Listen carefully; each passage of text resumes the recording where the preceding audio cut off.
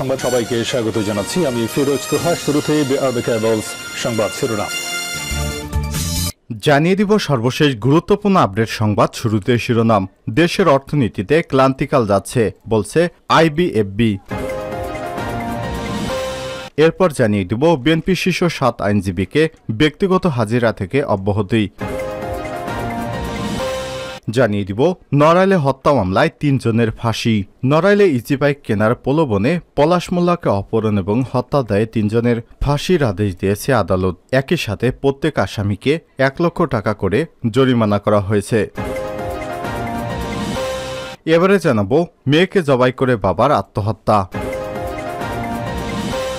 জানিয়ে দিব লোহার খাঁচায় দাঁড়িয়ে থাকতে হবে, এটা অত্যন্ত অপমানজনক বললেন ডক্টর মোহাম্মদ ইউনুস। এবং সর্বশেষ জানিয়ে দিব কুয়েতে ভবনে ভয়াবহ অগ্নিকাণ্ড, হতাহত বহু মানুষ। কুয়েতের দক্ষিণ অঞ্চলে একটি ভবনে ভয়াবহ অগ্নিকাণ্ডের ঘটনা ঘটেছে। এতে কমপক্ষে 35 জন নিহত হয়েছেন, আহত হয়েছেন আরও বহু মানুষ। হতাহতের মধ্যে রয়েছে বিদেশি নাগরিকও, খবর বার্তা সংস্থা রয়টার্সের। প্রিয় দর্শক, এতক্ষণ শুনছিলেন সংবাদ শিরোনাম, এবারে বিস্তারিত। তবে তার আগে বন্ধুরা, আপনি কোন স্থান থেকে আমাদের সংবাদটি দেখছেন কমেন্ট করে জানিয়ে দিন এই সংবাদ সম্পর্কে আপনার মূল্যবান মতামত। প্রিয় দর্শক, আপনি যদি আমাদের চ্যানেলে নতুন হয়ে থাকেন, ভিডিওটি দেখতে দেখতে চ্যানেলটি সাবস্ক্রাইব করে রাখুন, যাতে করে আমাদের লেটেস্ট আপডেট সংবাদগুলো সবার আগে আপনার কাছে পৌঁছে যায়। এবারে বিস্তারিত। দেশের অর্থনীতিতে ক্লান্তিকাল চলছে। আইবিএফবি বাংলাদেশের অর্থনীতিতে ক্লান্তিকাল যাচ্ছে বলে মন্তব্য করেছেন ইন্টারন্যাশনাল বিজনেস ফোরাম অব বাংলাদেশের সভাপতি হুমায়ুন রশিদ। মঙ্গলবার 11 জুন রাজধানীর তেজগাঁয়ে সংগঠনটির কার্যালয়ে বাজেট 2024-25 প্রত্যাশা এবং প্রাপ্তি শীর্ষক আলোচনা সভায় এসব কথা বলেন তিনি। সংগঠনটির সভাপতি বলেন, দেশের অর্থনীতিতে ক্লান্তিকাল যাচ্ছে। স্মার্ট বাংলাদেশের লক্ষ্য বাস্তবায়নে বাজেটে অনেক বেশি সংস্কারের প্রত্যাশা করেছিলাম, কিন্তু সংস্কারের গাইডলাইন পাইনি। প্রস্তাবিত বাজেটকে বাস্তবসম্মত এবং বাস্তবায়নযোগ্য উল্লেখ করে হুমায়ুন রশিদ বলেন, বাজেট বাস্তবায়নের চ্যালেঞ্জ মোকাবিলার জন্য দরকার সুশাসন, যথাযথ মনিটরিং। বাজেট বাস্তবায়নের ক্ষেত্রে দক্ষতা, স্বচ্ছতা, জবাবদিহিতা এবং তদারকির মান ক্রমাগতভাবে উন্নয়নের জন্য সুস্পষ্ট দিকনির্দেশনা এবং পরিকল্পনা নিশ্চিত করা জরুরি। এছাড়াও বাজেট বাস্তবায়নের লক্ষ্যে সরকারি এবং বেসরকারি খাতের অংশীদারিত্ব আরও জোরদার করতে হবে। মূল প্রবন্ধ উপস্থাপন করে তিনি বলেন, বাজেটে মূল্যস্ফীতির লক্ষ্যমাত্রা নির্ধারণ করা হয়েছিল 6.5%, কিন্তু চলতি অর্থবছরে মে মাসে মূল্যস্ফীতি দাঁড়িয়েছে 9.89%। এ মূল্যস্ফীতির হারকে কমিয়ে এনে লক্ষ্যমাত্রা অর্জন করা একটি বিশাল চ্যালেঞ্জ। মূল্যস্ফীতির ঊর্ধ্বগতির লাগাম টেনে ধরতেই হবে, তা না হলে সাধারণ মানুষ কষ্ট এবং ভোগান্তিতে পড়বে। দেশের সামষ্টিক অর্থনীতি সূচক রাজস্ব আহরণ প্রক্রিয়া বিশ্বব্যাপী বিরাজমান কঠিন পরিস্থিতির কারণে চাপের মুখে আছে জানিয়ে আইবিএফবির সভাপতি বলেন, প্রস্তাবিত বাজেটে মোট রাজস্ব আদায়ের লক্ষ্যমাত্রা নির্ধারণ করা হয়েছে 5,41,000 কোটি টাকা। জাতীয় রাজস্ব বোর্ড কর রাজস্ব লক্ষ্যমাত্রা যেভাবে বাড়ানো হয়েছে সে তুলনায় অন্যান্য খাত অর্থাৎ জাতীয় রাজস্ব বোর্ড বহির্ভূত কর এবং কর বহির্ভূত আয় বরং কমানো হয়েছে। সরকারি সংস্থা এবং কর্পোরেশন থেকে প্রাপ্ত 2 খাতে রাজস্ব আয় লক্ষ্যমাত্রা না কমিয়ে বরং বাড়ানো হলে জাতীয় রাজস্ব বোর্ডের উপর লক্ষ্যমাত্রার চাপ আরও কমানো যেত। সভায় এনবিআর এর সাবেক চেয়ারম্যান এবং সংগঠনটির উপদেষ্টা ডক্টর মোহাম্মদ আব্দুল মজিদ বলেন, অপ্রদর্শিত আয় বৈধ করার সুযোগ নতুন করদাতাদের অনুৎসাহিত করবে। বিএনপি শীর্ষ 7 আইনজীবীকে ব্যক্তিগত হাজিরা থেকে অব্যাহতি। আপিল বিভাগের 2 বিচারপতির বিরুদ্ধে সংবাদ সম্মেলন এবং মিছিল সমাবেশ করার ঘটনায় আদালত অবমাননার মামলায় বিএনপির শীর্ষ 7 আইনজীবী নেতাকে ব্যক্তিগত হাজিরা থেকে অব্যাহতি দিয়েছে আপিল বিভাগ। একই সঙ্গে আদালত অবমাননার অভিযোগের বিষয়ে আগামী 25 জুলাইয়ের মধ্যে তাদের লিখিত ব্যাখ্যা দিতে বলা হয়েছে। বুধবার 12 জুন প্রধান বিচারপতি ওবায়দুল হাসানের নেতৃত্বে 4 বিচারপতির আপিল বিভাগ এ আদেশ দেয়। আদালতে বিএনপি নেতাদের পক্ষে শুনানি করেন জ্যেষ্ঠ আইনজীবী জয়নুল আবেদিন এবং ব্যারিস্টার মাহবুব উদ্দিন খোকন। এর আগে গত 24 এপ্রিল আপিল বিভাগের 2 বিচারপতির বিরুদ্ধে সংবাদ সম্মেলন এবং মিছিল সমাবেশ করার ঘটনায় বিএনপির শীর্ষ 7 আইনজীবী নেতার বিরুদ্ধে আদালত অবমাননার আবেদনের আদেশের জন্য আজকের দিন ধার্য করা হয়। বিএনপির আইনজীবীদের আবেদনের পরিপ্রেক্ষিতে প্রধান বিচারপতি ওবায়দুল হাসানের নেতৃত্বাধীন আপিল বিভাগ এ আদেশ দেয়। আদালত অবমাননার আসামিরা হলেন সিনিয়র সিনিয়র আইনজীবী এজে মোহাম্মদ আলী, ফাহিমা নাসরিন মুন্নি চিকিৎসার জন্য দেশের বাইরে থাকা আপিল বিভাগ আদেশের দিন পিছিয়ে দেয়। গত 15 জানুয়ারি আপিল বিভাগের 2 বিচারপতির বিরুদ্ধে সংবাদ সম্মেলনেও মিছিল সমাবেশ করার ঘটনায় তলবে আপিল বিভাগে হাজির হয়েছিলেন বিএনপির শীর্ষ 7 আইনজীবী নেতা।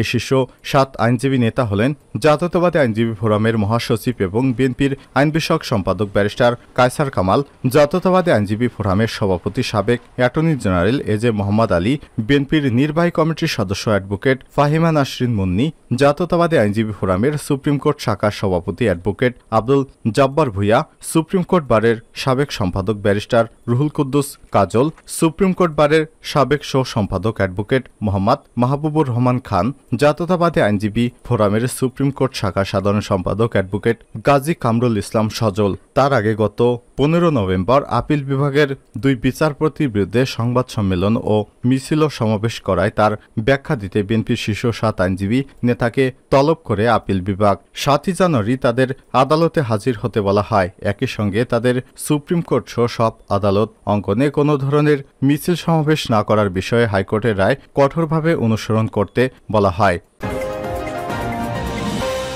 নড়াইলে হত্যা মামলায় 3 জনের ফাঁসি।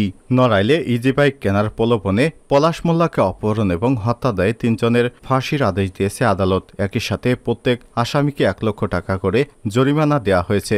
বুধবার 12 জুন দুপুরে নড়াইল জেলা এবং দায়রা জজ আদালতের বিচারক জেলা দায়রা জজ আলমাস হোসেন মৃধা এ আদেশ দেন। ফাঁসির দণ্ডপ্রাপ্ত আসামিরা হলেন লোহাগাড়া উপজেলার মাকরাইল গ্রামের মৃত আবুল খায়ের মোল্লার ছেলে আনারুল মোল্লা, মরিচপাশা গ্রামের মৃত মুক্তার সর্দারের ছেলে জিনারুল ইসলাম ওরফে তারা মিয়া এবং আরপাড়া গ্রামের আবু বক্কর শিকদারের ছেলে মোহাম্মদ নাজমুল শিকদার। এর মধ্যে রয়েছে রায় ঘোষণার সময় জিনারুল ইসলাম ওরফে তারা মিয়া আদালতে উপস্থিত ছিলেন। আসামি আনারুল মোল্লা এবং নাজমুল শিকদার পলাতক রয়েছেন। মামলার বিবরণ থেকে জানা গেছে 2018 সালের 23 জুন সকালে নড়াইলের লোহাগাড়া উপজেলার মাকরাইল গ্রামে আব্দুল সালাম মোল্লার ছেলে পলাশ মোল্লা 25কে বাড়ি থেকে ডেকে নিয়ে যায়। পার্শ্ববর্তী গ্রামে আনারুল মোল্লা, জিনারুল ইসলাম এবং মোহাম্মদ নাজমুল শিকদার তারা 40,000 টাকা ইজি বাইক কিনে দেবার প্রলোভন দেখিয়ে পলাশ মোল্লাকে অপহরণ করে। পুলিশ 2018 সালে 26 জুন মাগুরা জেলা সদর থানা ধানখোলা গ্রামে জাহাঙ্গীরের পাটক্ষেত থেকে অজ্ঞাত মরদেহ উদ্ধার করে। 8 জুলাই পলাশ মোল্লার পরিবার বিভিন্ন মাধ্যমে খবর পেয়ে ছবি দেখে তার লাশ শনাক্ত করে। এই ঘটনায় পলাশের ভাই আহাদ আলী বাদী হয়ে লোহাগাড়া থানায় প্রথমে হারানো জিডি এবং পরে অপহরণ করে হত্যা মামলা দায়ের করে। মামলার সাক্ষীদের সাক্ষ্য গ্রহণ শেষে আদালত এই রায় প্রদান করেন। রায় ঘোষণার সময়ে ফাঁসির দণ্ডপ্রাপ্ত আসামি জিনারুল ইসলাম ওরফে তারা মিয়া উপস্থিত ছিলেন। অপর দণ্ডপ্রাপ্ত 2 আসামি আনারুল মোল্লা এবং নাজমুল শিকদার ইতিপূর্বে জামিন থেকে পলাতক রয়েছেন। নড়াইলের পাবলিক প্রসিকিউটর অ্যাডভোকেট এমদাদুল ইসলাম রায়ের বিষয়টি নিশ্চিত করে জানান, পলাতক আসামিদের গ্রেপ্তার পরবর্তী আদালতে রায় কার্যকর করা হবে উচ্চ আদালতের আদেশের প্রেক্ষিতে।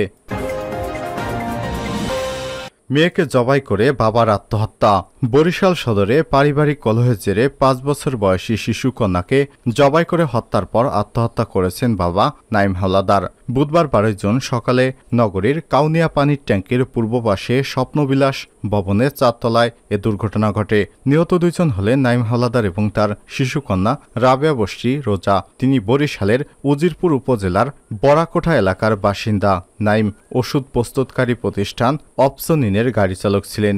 বরিশাল মেট্রোপলিটন পুলিশের কাউনিয়া থানার উপপরিদর্শক এসআই আরাফাত হাসান কালবেলাকে বিষয়টি নিশ্চিত করেছেন। লোহার খাঁচায় দাঁড়িয়ে থাকতে হবে, এটা অত্যন্ত অপমানজনক। ডক্টর ইউনুস 25 কোটি টাকা আত্মসাৎ এবং পাচারের অভিযোগে করা মামলায় নোবেল বিজয়ী অর্থনীতিবিদ ডক্টর মোহাম্মদ ইউনুস সহ 14 জনের বিরুদ্ধে অভিযোগ গঠন করেছে আদালত। এর মধ্য দিয়ে এ মামলার আনুষ্ঠানিক বিচার শুরু হয়েছে। বুধবার 12 জুন ঢাকার বিশেষ জজ আদালত 4-এর সৈয়দ আরাফাত হোসেনের আদালত আসামিদের অব্যাহতি আবেদন খারিজ করে আদেশ দেয়। একই সঙ্গে সাক্ষ্য গ্রহণের জন্য আগামী 15 জুলাই দিন ধার্য করেছে। বিচার শুরুর প্রতিক্রিয়ায় ডক্টর মোহাম্মদ ইউনুস বলেন, অনেক হয়রানি করছে, বুঝতে পারছি। আজকে সারাক্ষণ খাঁচার মধ্যে ছিলাম, এটা নাকি ন্যায্য হলো?